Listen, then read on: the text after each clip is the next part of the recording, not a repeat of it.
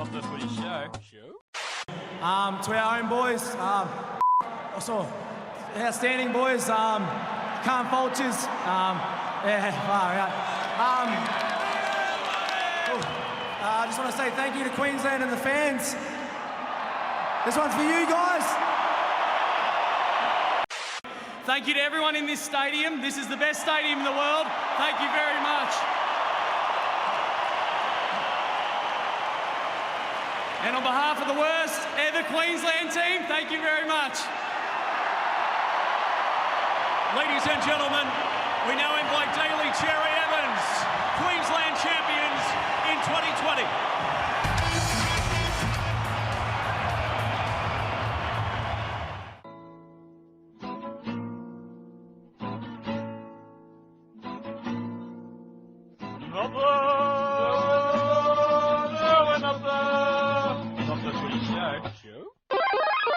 G'day everyone, welcome to episode 226 of Not The Footy Show. I'm Warrick Nicolson. I'm joined by Robb Cox. You can see him this week. And Mr. Matty Duncan as well, who's been at the advanced hair this week. And I think he's been very happy with his purchase because the Queensland Maroons have turned around 2 years of Origin being dead to find that Queenslander spirit that was missing for the last 2 years. And here it is again. They've won the Origin series in 2020. 2-1. Matty Duncan, you have the floor. Hello, Wozniacki. Good to be here, mate. No, how good's November Origin? Never to be seen again. I think it's that good. I think it might be a once and only limited edition. So, yeah, no, it was a good night. Oh, well, there's the Queensland portion of the show. Roberto Cocksmith, how do you feel? Mate, I guess we're going to cover off a few things later on in this podcast, but you got to take your hat off to Queensland and Wayne Bennett in particular, who had that team up different. I mean, virtually same team, but different kind of way that they went about business compared to game two. Hats off to them, Queenslanders. Never underestimate a Queenslander, mate, and especially a Queensland team wearing the maroon. They seem to. It's an old saying, but they seem to grow another foot tall and become bulletproof. Good job. Real good job. For the years they don't win and that whole Queenslander thing disappears. But hey, that's Origin for you, isn't it, boys? 20-14 was the final score. New South Wales, I think, got lucky to get that close in the end. Queensland dominated that game, I thought, in a very similar way to that second half in game one. They had New South Wales on the back foot for about 40 minutes straight there. And the Blues, who lost Tedesco really early in the game to just a bit of a freak accident with Papali. We'll get to what happened after that shortly. But Cameron Munster, boys, we've seen some pretty good performances in Origin over the last 40 years. We all kind of missed the greatness of Wally in those early 80s to a degree from a remembering it blow-for-blow point of view. But there's been some great performances sort of from mid-80s onwards. Cam Munster last night is in the top 10. Ooh. Certainly, yeah. I'd say it'd have to be. But from a Queensland point of view, definitely. But yeah, no, that was dominance. Rob? Yeah, I agree, mate. Look, Cam Munster's one of those players, a little bit like Gagai. He seems to go better in Origin than he does. Not that he's an ordinary player in club football, but he seems to lift. And I think without him last night, Queensland would have struggled.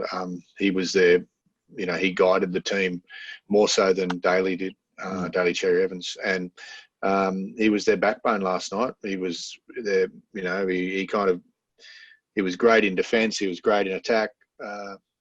Real good performance. Very good. It was like he entered that game with a bit of a chip on his shoulder. I thought it was, everyone said that I didn't play in game two and that's not why we lost. New South Wales was just better. He seemed to come out and just go, well, for a start, he slapped Nathan Cleary on the ground and got a penalty. That was impressive. But that was the only thing I could find fault in his whole performance. We talk about Cam Smith and his ability to massage referees after the years of Wally and co. Last night was one of the great efforts from Cam Munster, I think, with the referee. He had him in his back pocket the whole night because he just was in his face the whole time. He was making things happen. He was the dominant force in the field and the game just flowed off the back of him. you know, Rugby League Week used to give the 10 out of 10s. I've got to give him 10 out of 10 for last night, and I don't give them lightly. Yeah, close to 10 for me too, mate. I'm sure Matty's probably going to give him an 11. But yeah, look, very, very good performance. I don't often wish that some Queenslanders were Blues players, but he's one of them. I wish, we lacked a 5'8" all night. We've really lacked one all series, to be honest. But yeah, very, very good. Yeah, great performance. Great leadership. Damn good player. Yeah. I think Bennett summed it up really well in the press conference. In the modern day of footballers where we see athletes more so, Munster is a footballer. Yeah. He's got instinct, but he's still got the physique and build to be that athlete, but he's still got that football nous, and he just can read a situation and turn nothing into something. You guys know who I love growing up as footy players, you know, who I went for and the rest of it. And at Origin level, there was a player that played for the Blues and the Raiders who took the Blues on his back in those 90s.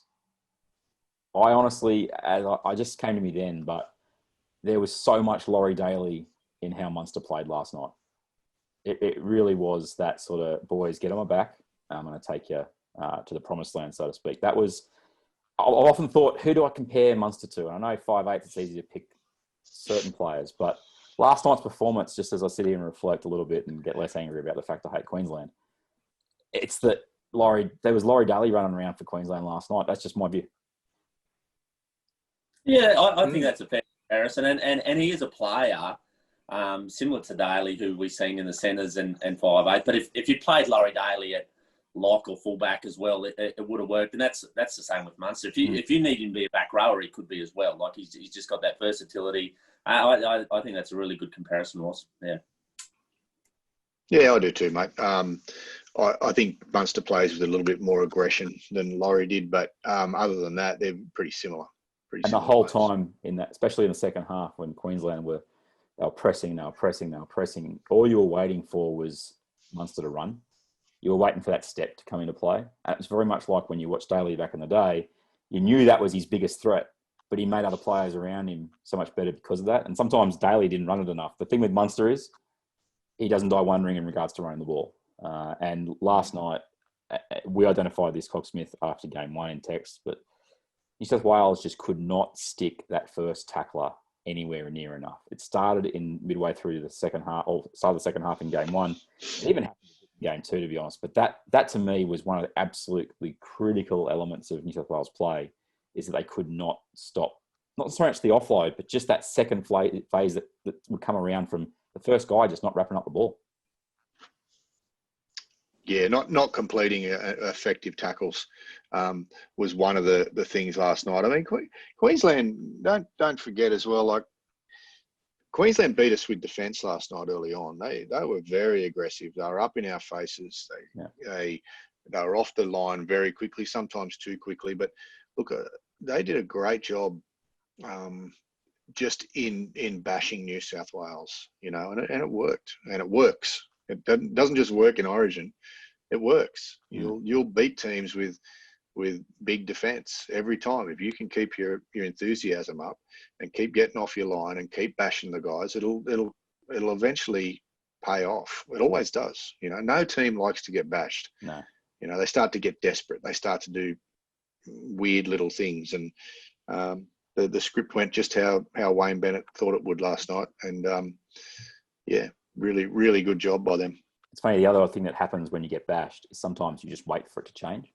You don't go out and try and change it. You still think, if we can just withstand this bashing for a little while, the game's going to turn, we'll get our penalties. Very much a club mentality. And Queensland have shown in the 2 wins that they had in the series that Origin mentality of you just do not take the foot off the throat. Get you the result. You spoke about bashing.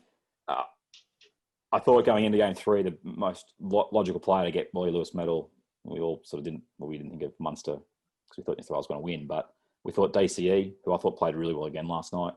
But Josh Papali had one of those games last night that you just go, why the heck would you ever take him off the field? He was phenomenal. And he came on back after 5-minute break, didn't he, Matty, I think? Yeah, well, I obviously at the game you miss a few things. He looked pretty dusty going off when he first went off, so I wasn't sure if what injury that related to. I thought, well, this doesn't look good. He was on the ground for a bit, and then he went straight off. But 5 minutes later, he was back on. So I'm not sure when. Alfie was with him, and they called him, and he went straight off. So I'm not sure. So maybe it was a little bit forced that change at the time to bring him on 5 minutes. Back after 5 minutes, but I thought Bennett overall, he's use of the interchange last night was 10 out of 10. If we were looking to give scores, and whether it's Wayne or Neil Henry saying let's bring this on, whoever's pulling the strings with the interchange certainly deserves a pat on the back for Queensland. Wasn't that the old joke around Mal Meninga? He was the coach, but he basically sat in the box. Yeah, I think it was. But anyway, whatever works. That's right. We'll get to the Blues in a sec, but I want to give Papali a special shout out. And Harry Grant, I was worried. Again, you talk about Bennett and use of the interchange. He brought him on a lot earlier than I thought he would, and the game was there for Harry to find his feet. It wasn't a situation where the Blues were up by a fair margin and he had to sort of make an impact straight away. That was really gutsy from Bennett. I thought he'd wait another 10 minutes, and he brought him on, I think, in the 25th-ish sort of minute. It was about 25.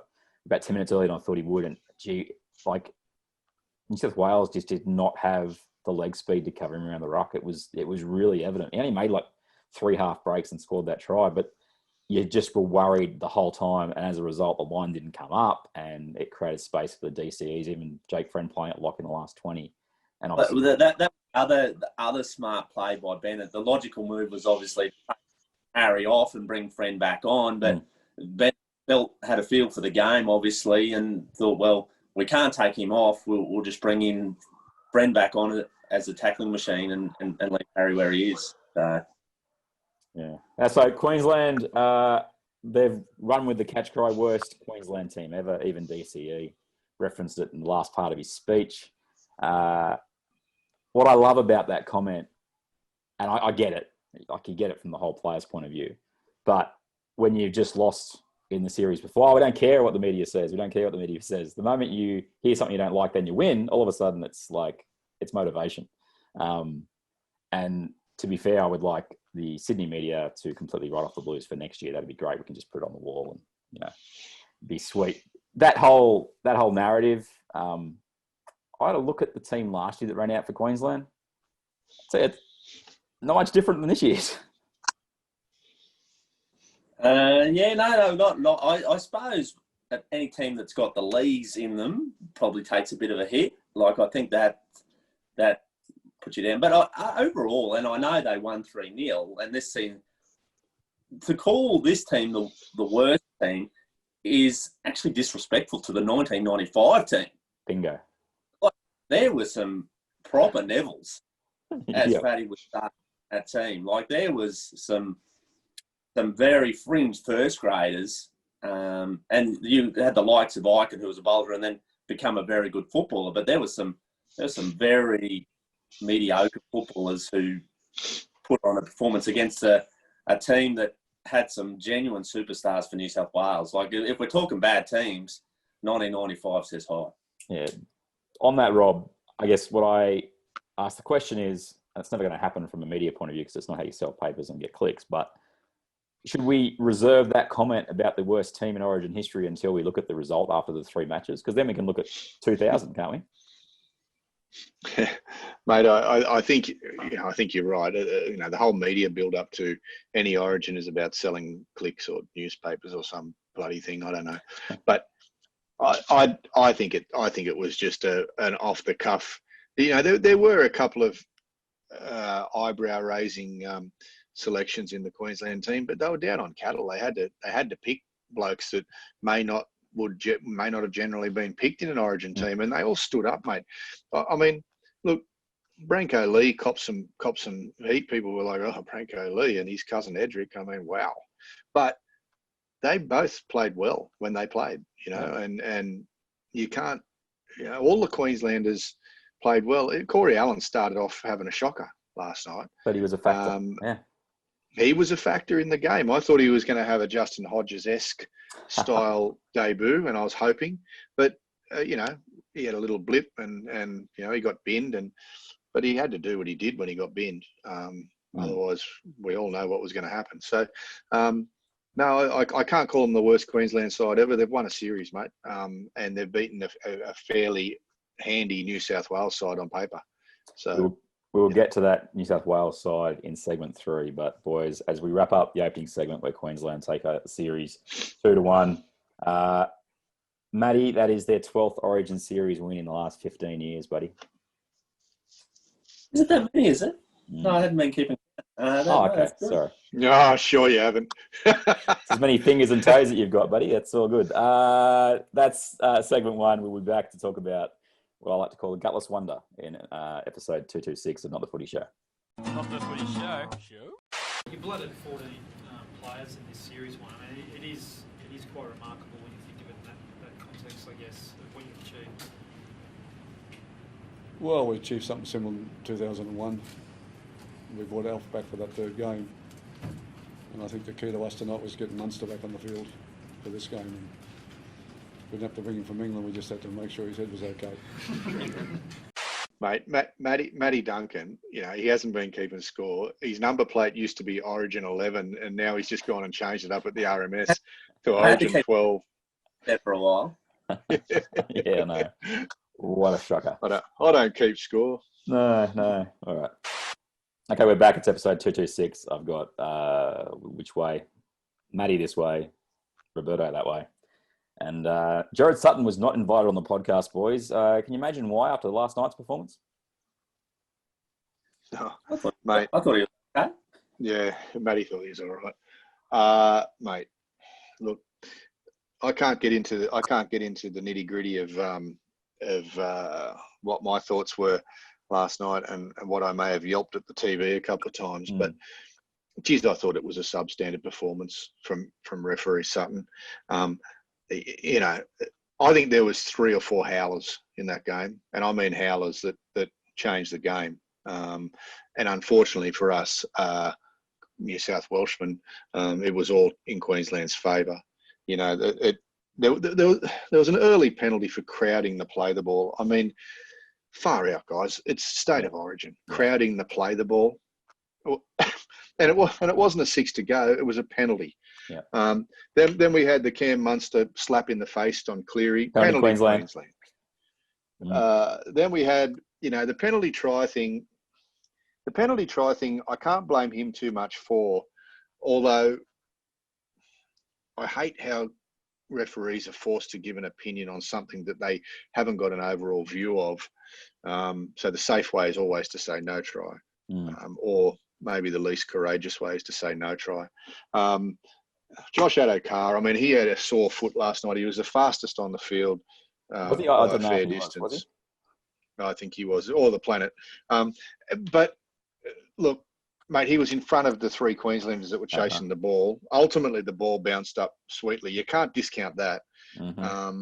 And he was taken out of the play. Should have been a penalty try. And then again, in the last few minutes, I'm sure you've got more examples, but the last couple of minutes, we've got Kaufusi. Police Kaufusi, they reckon that Nathan Hindmarsh is the ultimate flopper.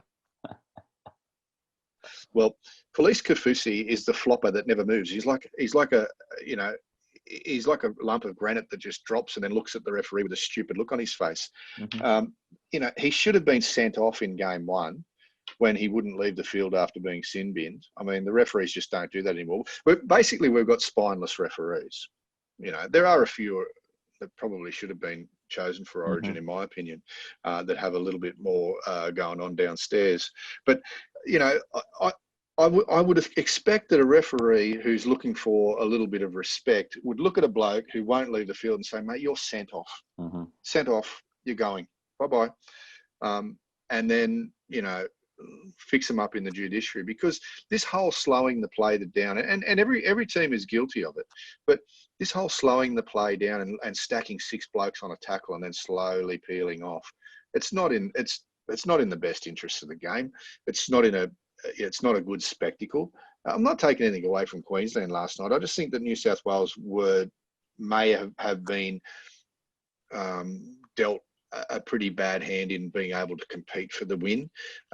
They left their run too late and they lost. And everyone, including myself, would say that Queensland deserved to win ultimately last night. But those things that I spoke about, mate, I'm not saying that the referee's a cheat.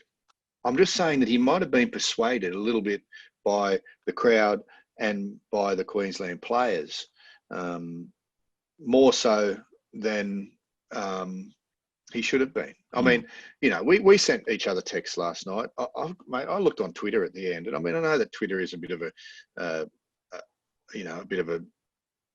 litter ground of bad comment and people being keyboard warriors. Hot take city. But geez, there were a lot of comments about the refereeing, even from some Queenslanders. But I've had my, you know, dig at the referee. I still don't think he should have been the referee chosen. I still think that Chechen and Grant Atkins are better referees. Agreed. I don't know why he was picked. There's some old system. If you're playing away, the New South Wales gets to pick the ref. That's how they used to do it, isn't it? If you were the away team, referee. That's 20 years ago, though, isn't it? Yeah, but in recent times, I thought that both teams had to agree on the referee. No, not now. I may be the wrong. NRL would make that call, and it wouldn't be up to them at all. Right, but geez, you would think, given the, you know, and I'm not raining on Queensland's parade, right? They won fair and square and full marks to them. But you would think, given the rough trot that New South Wales have had from this particular referee over the years, that Fittler would put his hand in the air and say, "Yeah, what's doing? You know." But look, I know it's a tough job, and it's not a job that I envy. But we have to do better as the NRL and as the New South Wales and Queensland rugby leagues. We have to do better than that, because that spectacle last night, I believe, in my opinion, looked very one-sided, in as much as the rubs of the green in those 50-50 calls or whatnot. I mean, what are your thoughts, Was? All right, I kept it pretty... You've covered a lot of it. The only one you missed was the Harry Grant lingering the play of the ball, where he looked at the ref for about 5 minutes and then got penalised and didn't get sin bin. And it brings to me why I think Sutton's got to be moved on from. And it's not necessarily just this game. This particular match, though, he found the six again in the first 20 minutes. All of a sudden, it's back. He found the whistle in the P and the whistle in the first half an hour that had not really existed in the whole series. But there's four things that I pointed out that annoyed me. Probably five if you include the Munster slap. But no action was taken on Joe Arrow on the Tedesco ragdoll. Oh, that one. That one to me is just, I don't know where we're coming from. By like Payne Haas and Tino got fined for contrary conduct. All right. Yeah. And that was a big thing. We can't have fights in the game. They both got binned. That's fine. All right. That's how you want to deal with it. But to have it not even mentioned about Arrow, the only person I believe that mentioned it, you messaged me, was Joey Johns. Andrew Johns. They went to Cam Smith for special comments in the commentary box, and he just talked about, it's great to be at the Suncorp. How good is it to play at Suncorp? Yeah. Why wasn't Cam? What was Cam Smith black banned 9 years ago because of 60 minutes? But mate, cough up some cash. Gotta sell my book. I gotta sell my book. Forget Cam Smith. Can we leave Cam Smith out of this? Yeah, we can. But so that went past, and where I thought that was really poor is that where's the communication from the 15,000 blokes in the bunker who were in his ear the whole time? How that wasn't even anyway. So that was bad enough. Then we had the next thing that hit me was, which one do I go to? Let's go to the incidental contact from Corey Allen on Tyson. Oh, that Frizzell. one. The push in the back. Matty, you've been sitting there loving us. Matty's loving this. You. But that one, Matty's loving it. On what planet of rugby league officiating is that not deliberate push in the back from Corey Allen? Was that the kick ahead from the Harry Grant? Yeah, and then Harry Grant through, and then Holmes and Cleary. Yeah, I don't think that was. but New South Wales ended up with the ball there anyway. They did, That was all but good. I just don't understand It how should that, it should have been a penalty 30 metres back. like that was a real sign of, oh, hang on, this is what bugs me. Okay, this is why I'm angry about the way this game was officiated. That was an Origin decision where we'll let that go. We'll just move on, and we'll just push those little things to the side and get on with the game. Club level, he's potentially in the bin. He really is for what he's done. There's a penalty, no doubt, and he's potentially going in the bin. Then we go. Just on that I think this is how probably silly it was. I think if the ball sits up for Valentine Holmes, I'd say the try would have been disallowed and it would have been a penalty.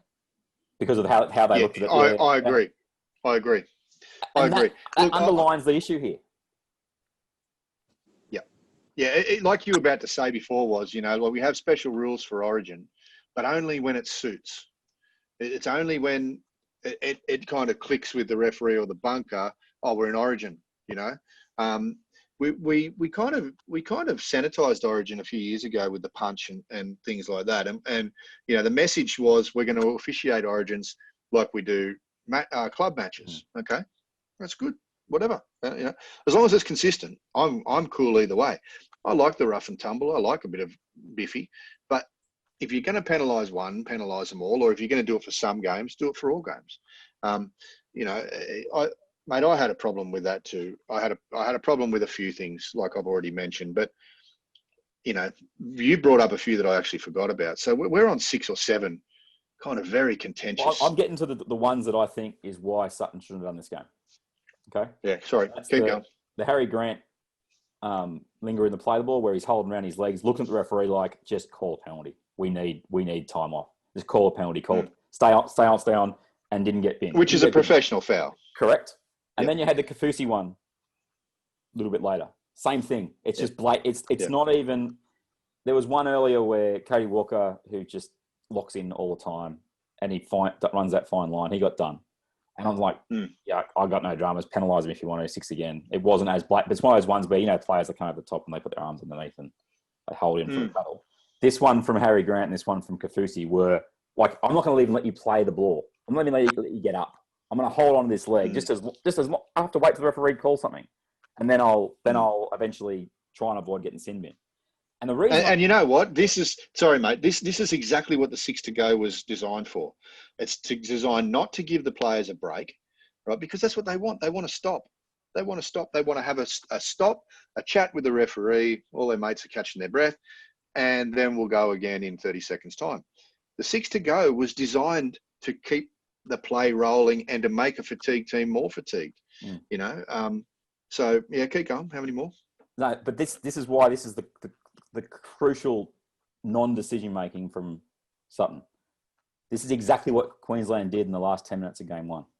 Exactly the same thing. That was a tactic in the last 10 minutes, which was, you are not going to have the gumption to send us to the sin bin. And those last 3, I think, or 4 tackles before the full-time siren in game 1, they just stacked on the mill. They held around the legs. The one that Kafusi done, I'm actually surprised he got binned, given how many had happened in the tackles beforehand. And then he finally binned him. So he has seen this tactic, all right? It's clearly a tactic. It's not just, we're going to have to go off in a second, boys, and start again. It's not just this is the way the game unfolds. This is a tactic, and he saw the Harry Grant one, didn't do anything about it. And then he saw the Kafusi one and didn't do anything about it. That, to me, is a referee that is unwilling to follow through on what he has already seen. So if he's going to allow that, you've got to get a new referee in, because that's not how rugby league should be played, let alone Origin. That is blatant tactics not being dealt with. The final one that I got to get to is the penalty try. In my book, not a penalty try. That's my personal view. Okay, if I'm looking at that from the point of view of, do I think there is a guaranteed try there? No, I do not. Do I look at every penalty try given in 2020? That's in like the top 3. Yes, that's a try. Now, again, it's how you interpret the rules as an officiating crew. The way they changed the rules this year for penalty tries, they'll give them penalty tries away for free this year. And then that one, they all of a sudden went, it's in Queensland. Yeah, penalties on the bin for 10. Matty, I'm bringing you in now. My view on the penalty try first. Is that fair or not? Yeah, you're probably on the mark. Yeah, like you, how we were brought up, knowing what a penalty try is, certainly not. But you make the point that they have changed that this year.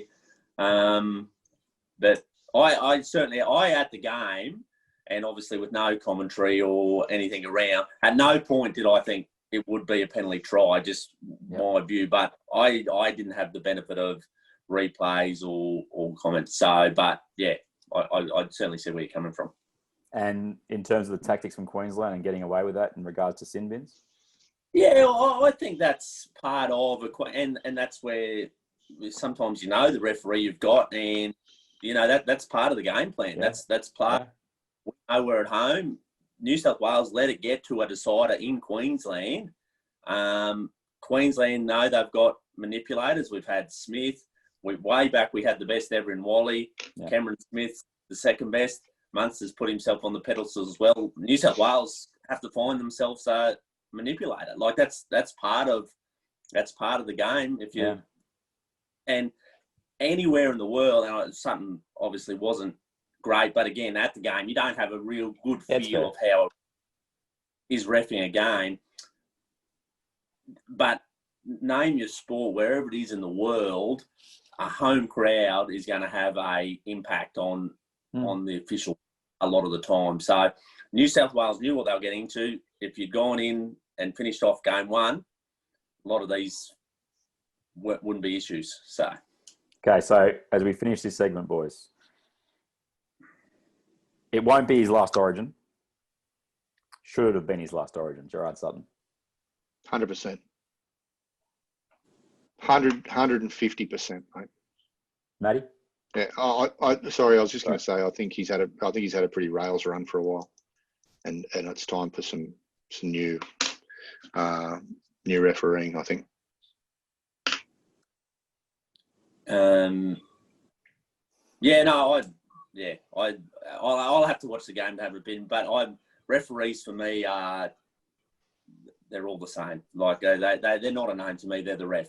In all seriousness, so bring back the grasshopper from the grave. Rest in peace, Barry. All right, we're going to take a break, guys. I've got to restart the Zoom, and we'll be back after the break to hopefully keep it very short about why New South Wales suck. We'll be back after the break on Not The Footy Show. Not The Footy Show. Freddie, what are your thoughts on the game? What happened out there? I thought it was a fantastic game. I think they were obviously the better team on the night. Do you have any concern over Jai's input? Jai? Well, a little bit, actually a lot of lack of respect, but sure he'll learn from that. Freddie, where do you think it went wrong tonight then? Don't know. It's hard to say. I think they played pretty well, I've got to say. I don't take much away from them, so I'll just leave it. I thought Cameron Munster was outstanding. He just seemed really busy, and a lot of what he did come off. Okay, we're back. It's episode 226, Not The Footy Show. I've got Robb Cox and Matthew Duncan with me. It's time to talk about how bad those New South Wales Blues are on and off the field. I've got some questions here from Jeff Alsop, who asked a bunch of questions. What I'll do is I'll list them and we'll get to them as we go. He asked, does Fittler deserve the sack over this? Who would replace him? Is there any justification in dropping Luke Keary at all after game one? Is Origin the place where we could see an 18th man for concussion trialled? And how high up does Harry Grant's debut rank? Let's start with Harry Grant so we get the Queensland factor out of the way. I thought it was good, but it's not one of the all-time great debuts, really. Is it? It wasn't Adam Mogg, was it? No, it was very, very good, Harry. Yeah. It was very good. But I probably, off the top of my head, just trying to think of great debuts. He was obviously top three in the game, but I find it. I believe if Munster hadn't had the leg injury in game one, they would have picked Harry Grant in game one. They used Hunt. They used Hunt as kind of cover in game one, knowing that if Munster went down, they'd have a ready-made 5/8 to come on. And then Hunt had a very good game, so was retained for game two. So I think the mail is that Harry Grant was going to play game one until Munster was under that cloud with his leg. So yeah, I was happy he wasn't playing game one or two. Yeah, certainly. Well, how he went in game 3, certainly. But yeah, no, it was a great debut. Maybe one day I'll sit down and rank them for Jeff. Is it Jeff? It was Jeff. Yeah. Roberto, I won't let you talk about Queenslanders because I know you're sick of it. Brad Fittler, the golden boy, 2 from 2. Got away with last year after blowing game 1, I thought. And then this year, it didn't come good for him. What's not so much will he get the sack, just what do you think, in your humble opinion, what did he get wrong this series as New South Wales coach? 2 seconds. Oh, look, sorry. Was he captain in 95? Yes. Okay. No further questions. There's a little jab. Look, I don't think he's going to get the sack. I don't think he deserves a sack either. But someone has to mention to Freddie that we need to pick players in positions. We need to pick them a little bit more on club form. And I'm not saying to go completely with club form, but because there's some players that aren't Origin players, mate. And I think Keary fits into that mould. I'm not sure that he's the right player for the we do see extras go on in Origin, and we know that Luke Keary has had some concussion issues. So don't think for 1 second that Queensland wouldn't target him in that regard. And one thing on Keary too, and I know we've joked about this and Inglis, etc., but I don't think Queensland would ever pick a player that openly wrote a letter at some point that said they wanted to play for the other state. 100%. What about for other countries, matey? Oh, well, no, but Origins, like that is different. Like Queensland versus New South Wales, like that is totally different. I like Keary the way he plays for the Roosters, but look, I think the big takeaway here is our bench wasn't great. Our bench was good in game 2, but I really think we needed some cover last night. I know hindsight's a beautiful thing. I really think we needed some cover, whether it be, and they say Isaiah Yeo was the cover for the backs, but look how he went last night. I mean, it's not his fault, but he's a middle player these days. He's not an edge player anymore. Not anymore. He's playing in the middle. And I would have preferred to have seen someone like, someone maybe like Lomax or Crichton or Jerome Luai on the bench. Pappenhausen would have been a good one. But you never think that your best player who's a fullback who doesn't really mix it with a rough and tumble is going to get knocked out. I'm not saying that he's a dinner suit wearing player either, but you generally probably wouldn't think your fullback is going to get knocked out. So I think Freddie needs to manage the bench a little better. I don't think he went blow for blow with Bennett last night or Henry or whoever it was, as far as interchanges goes. I think Queensland's interchanges were slicker. I think they came at the right time. And I don't think New South Wales's did. Freddie's a very, very smart footballer. And maybe it's too much to be calling the shots for the bench and stuff like that, but we need to pick players in position. I was really hoping last night that we could have got Whiten into 5'8", and maybe drop Cody Walker to the back to fullback. Cody Walker went missing last night for mine. We'll get to that, I'm sure. But I would have preferred to have seen Whiten in there at 5'8", but we just didn't have the cattle to go with it. We pulled Isaiah Yeo into the centres, and I think at the end there, even what's his name, Angus Crichton was playing centre. He's playing centre. So there's a few selections there that need to be really rethought and thinking about contingencies. But I still think Freddie's the man for the job. I don't know, to answer the second part of that question.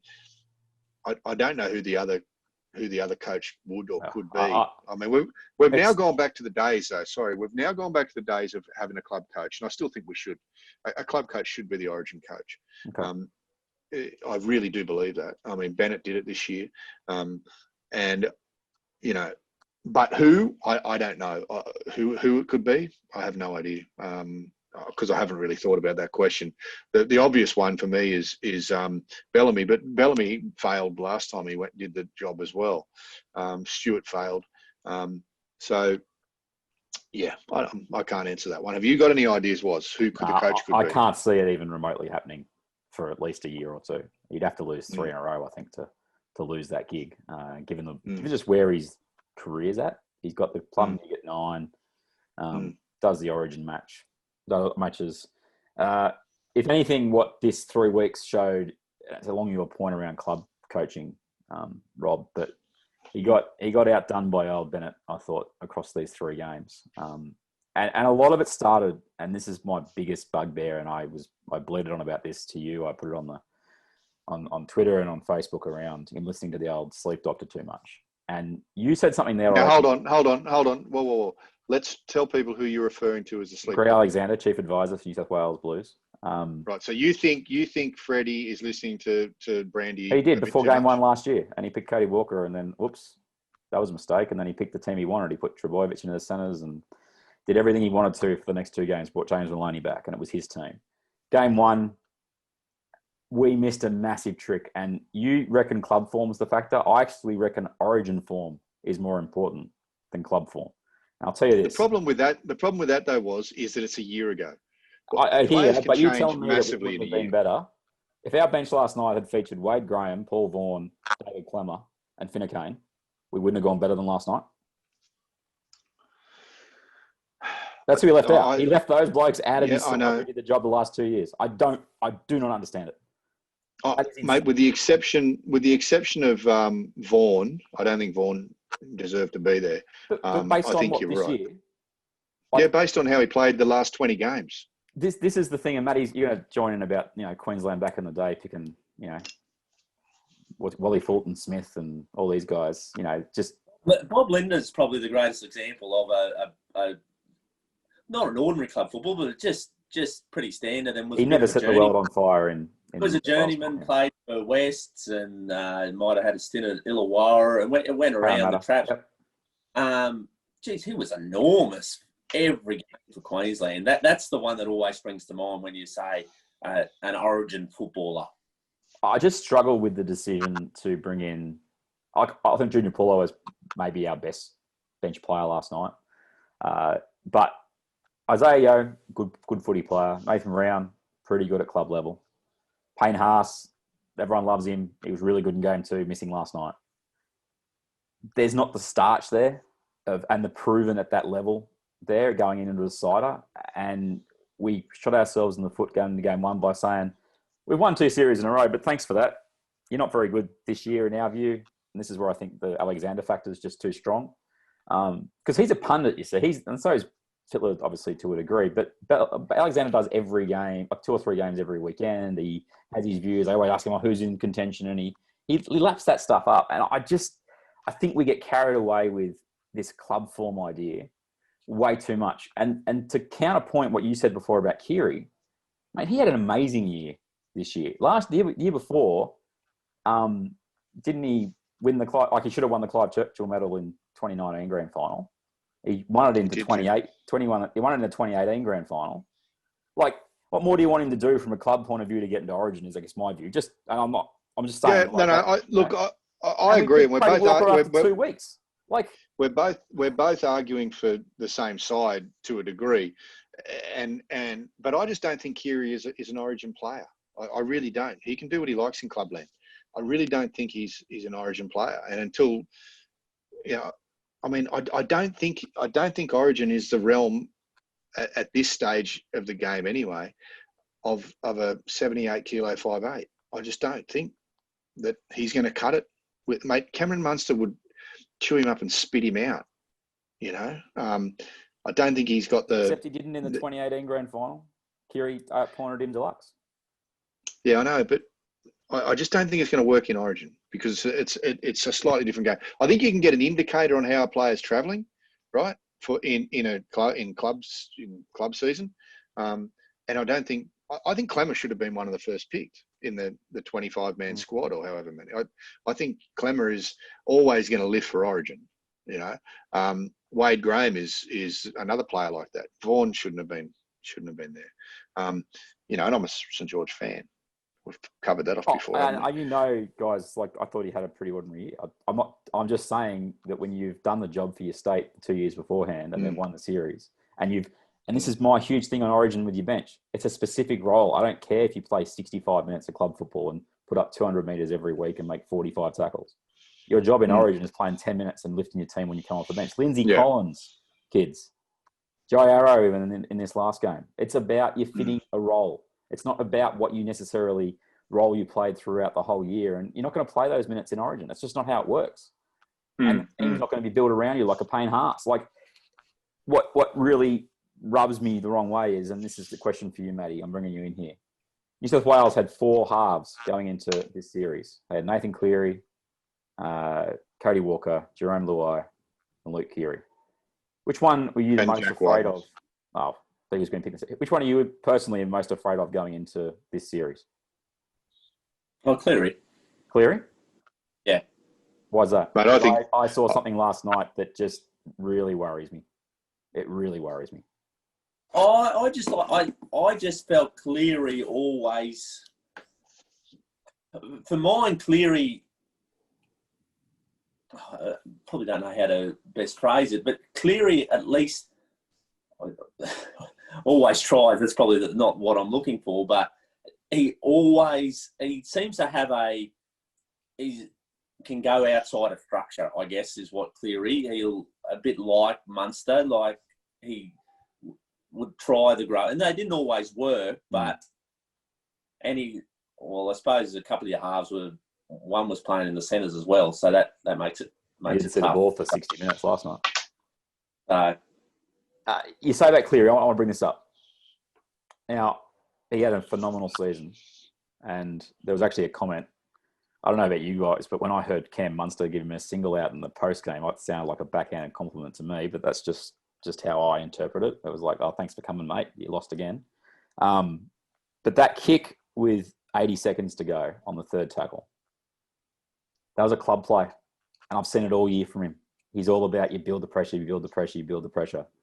We had Queensland on the back foot, on toast. We used the ball really well in the last few tackles before that. And he came to the line, and the club idea of build pressure just took over, and that kick went in for Crichton, who was never going to beat out the Queensland defence in that play. It wasted 30 seconds. We had to start again from halfway. That play killed me. And like, I was with a bunch of guys watching it here at my place, and I was ropeable. I don't lose my cool that often. I couldn't believe he'd pulled that play out, given where the game was at and what it was. Just I'll kick it because we'll build the pressure play. It wasn't play what's in front, and I just don't see a Luke Keary doing that. I'm not saying that you don't pick Cleary. What I'm saying is that, and Rob, you touched on this earlier, when Walker obviously got knocked out, we lost Tedesco. How the heck are we going to counter-attack with what we have in the field? It's just, that's not the way that they're built when those guys are injured. But that play, boys, like, you can be as critical as you like about with the Courier Mail and that kind of stuff with their stats and all that kind of thing. That play for me was just, that was the killer last night. It was such a bad play. I'm sorry. It's just how I think he played that play a little late in the game. I think that's a 70-minute play. That's not a 77-minute play. I agree with that. But I still, I agree with Matty a little bit. If I'm Queensland, or if I'm Team X and I'm looking at those 25 players that are playing for New South Wales, I'll tell you now, the two halves that I don't want to play against is Cleary and Luai. They're the two I don't want to play against, and I think they complement each other really well, because Luai is that player that you want at the line, down in the 20-metre zone, doing, his steps, and he's unpredictable. He's hard to stop. He's strong. He'd have 10, 15 kilos on Keary. I think he's your six. And if he's not, then Whiten is. Yeah. Why pick him in your squad if you weren't going to play him? But I don't know. That one baffles me, because you're like, okay, well, let's look at said is a plus for him. As you said, the players that didn't get a go. But why not play him if that's what you think Freddie is? You go into that series that he's going to offer that for you. Why not play him? I have no idea. What do you think, Matty? I mean, you're a Queenslander. Do you want to Allegedly. play who? Who's wearing the hat? Do you want to play against? Would you prefer to play against Cody Walker or Jerome Luai? Well, I think it comes down to they've obviously probably. I think Cody Walker's the better player, but who was going to make Cleary better? I think is probably the question. And it wasn't Cody Walker, so it's the best. It's where you've just purely probably on paper picked the two best people in the position, but you probably could have picked another 5'8" that would have made your halfback's game better, and I think that's where they've folded. On Cleary's kick, I know, Brady, and again at a game you can have such a different perspective on a game, but how Queensland were rushing up out wide, I don't think the kick was terrible. Like Queensland were just the kick was on if you probably had the better person chasing it. It's just how, and I think it was Edric's side that would have been rushing up. Like he looked. Gagai is the one that came back, I think, because he shifted to the right. He shifted to the right. Yeah. Yeah. But how that rush up, I'd even said probably a couple of minutes earlier, I said, that a grubber through here will kill us how we're rushing up. But again, I'll have to have a look at the replay. But at the time, I thought, it wasn't a terrible play. But I think the play was right. I think just the timing of the play. I think it might have been better to go to the fifth and then get a repeat. With 6 points down, a minute and a half to go, you can't waste tackles. You can't. For the sake of having another set, it's just you can't do that. Just on an interesting point, it was that the guys we were sitting with at the time were divided. I'd seen a quick highlight where Gould said you must take the 2 to get within the 6. What was your thoughts there? I thought it was surprising. I felt like I thought they'd do it, but yeah, hindsight's a fantastic thing. I feel New South Wales had momentum. You score a try, it's a big difference. Queensland's tactics, knowing that they could have, and we said about Sutton, but they knew 6 in front. They couldn't get beat as such in time. They could slow down. Yeah, that's fair. It's a big difference if it's 4 or 2 or whatever. If New South Wales had already scored, how Queensland defend that whole last couple of minutes. Well, if it had been 2, those tactics that Queensland were excellent at in the end of game 1 and game 3 can't happen. Yeah, no, exactly. It was 4 in the first game and it was 6 in this game when they started doing it. Yeah. King Gutho, boys. Thoughts? I like it. Yeah, I don't think he's the best centre in the for the job, and I don't think he's the best fullback for the job. Just good club player, but I don't think he's the man you want playing either at centre or fullback in your Origin team. I can't add anything to that. Yeah, he strikes me as a very good club footballer. He just looked lost out there, particularly in the centres, which is probably not fair to play him in the centres. We've seen him, but he wouldn't even be. He's not like you'd have Pappenhausen ahead of him as the next choice fullback. If Tedesco was unavailable for game 3, Pappenhausen would have been fullback, wouldn't he? Correct. Yes. Yeah. But remember, guys, perception, club form, what's in the media. Gutho was Dally M fullback of the year, apparently. And if you recall, that's not built off Dally M votes. That's built off the opinion of limited journalists. So happy days. Like Zach Lomax, I thought he was going to be our right centre when he got picked in the squad initially. Didn't even see any Origin football. I want to finish on this. James Tedesco, last 5 minutes, and I'm actually a bit surprised there's been less said about it, about how little he played in this game coming out of this match. It's all about how great Queensland are, and they won the game, so you can have that. But the Munster story was huge out of game 2. He didn't play. I know it's only been 24 hours, lads, but I am surprised that New South Wales have been dismissed when they lost their best player after 5 or 6 minutes. The second thing is their captain, Boyd Cordner, gets knocked out in the first game, comes back on, doesn't play the rest of the series. It's a pretty big out. And Cam Murray plays 1 minute in the entire series. We can talk all we want about, and I'll bring it back, I guess, to the start of the show, all about this Queenslander spirit and stuff, and it's there. I'm not denying that. But gee whiz, in the grand scheme of things, when you break it down, New South Wales had some fairly big hurdles to get over, regardless of whether we had Brenko Lee and Edric Lee as our centre and our winger. No further getting into whatever. We had. I've woken him up. It's taken a while, but I've woken up the Queenslander. Matty's firing up. It's good, Yes. good. Go. Well, that's it. I'm putting forward that. You mean Premiership winner and Origin winner, Brenko Lee. Yeah. What a year! The year of Brenko, 2020. They're calling it. They are. Boys, that now makes it 65 Queensland wins and 54 New South Wales wins over the course of 40 years. 24 series to 15. Those numbers courtesy of Rugby League Project. Yeah, we move on from the Blues.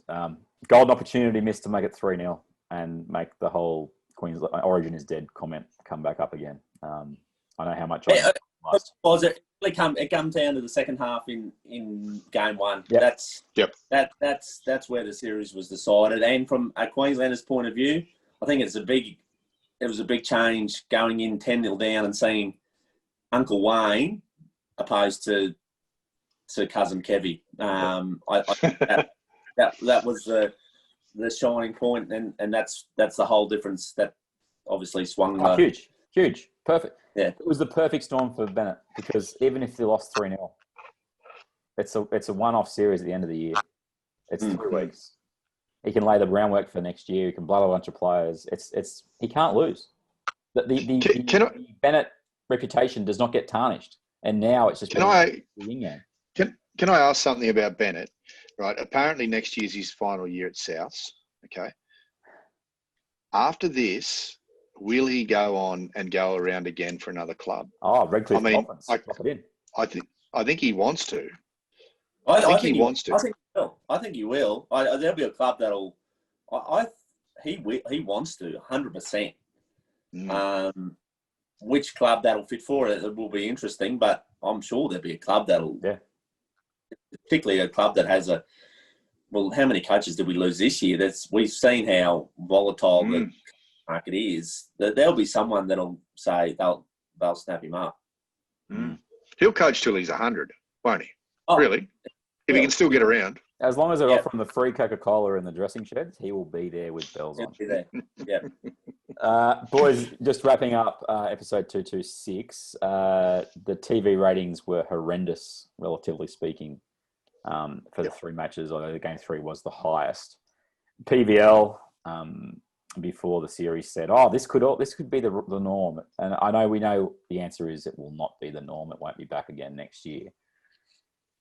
I admit that my interest level reading into the decider was much higher than game 1 or game 2. But I didn't love the fact it was bang, bang, bang. And I can't really put my finger on a definitive reason why, but I've watched Origin with the same sort of people for a long time, unless I was obviously working at the games or whatever, going to the matches. Last night's the most animated I've heard our group in a long time, which is a great sign, but it shouldn't take till game 3 for that to happen. And I think the 3-week thing, as much of an anomaly as it is, just really takes away from that build-up element to Origin that you need to have that release, I guess, on game night. I'd be interested to see how the 3-week thing went in the normal time slot, in that normal middle of the year. Before writing it off, I'd like to see how it fits, because I think so much of the blasé-ness of the whole situation was that it was to the end of the season. It was a late finish to start with, we're well back. It's been a unique year. I think that had an impact. I would be interested to see how the 3 weeks bang, bang, bang goes in the normal. Not that I think they'll try, but before I'd write it off, I'd be interested to see how it went. Yeah. I totally agree with you, Matty. I think the 3 weeks is really good. You get your 25 blokes in your squad or whatever it is, 27, 28, whatever the number is, and hold them in there for 3 weeks. Clubland keeps playing split rounds for the 3 weeks rather than 6, and we get it over and done with. And I mean, not just to flush it down the toilet and get it over and done with, but I like the 3 weeks. I really did. I know what you're saying as well was the build up, but you can get a fair bit of marketing and build up in 7 days or 6 days in between, I reckon. And I like the idea of the 3. 2 final questions, lads. We didn't address the concussion 18th man thing. My personal view is no, it's part of rugby league. You lose a player, you lose a player. I don't think there should be a concussion sub. That's my view. Yeah. I think Matty's dog's off the chain, I think. Yeah, he's unhappy. He's unhappy. Look, I was thinking about it last night. Did you? What's that? Did you buy him from the Tweed Heads, did you? And he's actually finally got the result. True story, born in Dubbo. Oh. Yeah, I like him. I like your dog. like him. Get him on the next podcast. He's much more aside with us on the Gerard Sutton idea. Yes, mate. Sorry. I like the idea of a concussion interchange, but I guess only because we were at the raw end of the deal last night. You know, like if for instance, you know, Cameron Munster goes off and you got you know, some hot shot comes on, then you probably feel like you're getting done over. I don't know how they could rort it, so that's what I always think of. How do you rort this? I can think of a bunch of ways. Yeah, but it was a genuine knockout last night. It wasn't like, oh, now I'm wobbly on my feet because I'm playing like a busted. Obviously, and same with Cam Munsters. I like the idea. I think it should be experimented with in clubland before we do it with Origin, though. I really do. That's I'm happy because it's as much about the caliber of play you lose more so than the obviously the interchange, but it's the caliber. Like, to lose arguably each team's best player in consecutive games is just unbelievable. So I don't hate the idea, but I don't think Origin is the place you start. No. To trial it. Last question comes from Mr. DC, long-time co-host. Didn't give me any context, but I'm going to leave this as the last thing that we address on episode 226, boys. He asked the question, when will New South Wales learn? What's he referring to? About out-of-position players? I don't know. I think there's two things I think there's 2 things he may be referring to: out-of-position players and learning about how to play Origin football, and that passion that Queensland seem to have more of than New South Wales to beat the enemy. And obviously that comes from many years of having sand kicked in their face when they played New South Wales v Queensland. And if you were playing in New South Wales, you had to play for New South Wales. So all the Queenslanders came down, played for New South Wales, went up there, beat their mates, and you know, the stronger competition was in New South Wales. And I think it's the get square from the 80s that Queensland is still living on, and it's a great motivator. I don't know if New South Wales will ever get it, because we always, you know, stuck the Queensland stars into our New South Wales side back before Origin and went and kicked some sand in the poor Queenslanders' faces. So we had the good end of the deal for a long time, but playing players out of position is one thing we need to learn about. And also, you know, having those little club combinations, I think we need to learn about a little bit too. Matty? No, I don't think you'll ever learn. And with that, I'm going to wrap this episode up. Roberto Cocksmith, Matty Duncan, victorious again after a lean spell of 2 years, mate. It's been a long time. I can't remember our last win, so it's great. Makes you feel any better. You can probably go another 20 years before the Broncos get back to relevance with KW in charge, mate. Yeah. Well, why would you do that? Got to get some love, some satisfaction out of this episode. Like I said a couple of weeks ago when you said, did I like the Kevy appointment? As a Broncos fan, no. As a Queensland fan, so yes. It's prophesy, young man, prophesy. You can get Matty at Miss Peninsula, Roberto Cox at ROBCOX. I'm at NRL Tweet. Facebook.com/NRL Podcast. And if you want to jump on iTunes or Apple Podcasts, wherever we are, Spotify, etc., and give us a review, that would be amazing. And you can watch this this captivating hour-long session of 3 blokes with questionable hairstyles.